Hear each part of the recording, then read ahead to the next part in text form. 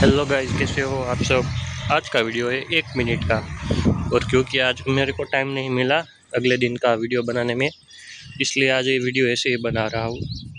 क्योंकि जो यूट्यूब का रेगुलर हो वो ऐसे हो चुके हैं। आप सब बताओ कैसे हो आप सब, और आपके वहाँ पे मौसम कहाँ पे है, आप किस राज्य से देख रहे हो वो भी कमेंट कीजिए। ये गुजरात है, देख लो आप। गुजरात का छोटा सा गाँव है। मुझे थोड़ा जुकाम हो गया है, इसलिए मैं व्लॉग नहीं बना पा रहा हूँ। और देखो ये हमारा डंबल 5 किलो का होगा शायद। और ये पाँच वो टोटल 10 किलो। ये हमारी पानी की टंकी है भाई, देख लो। ये है ब्लॉक।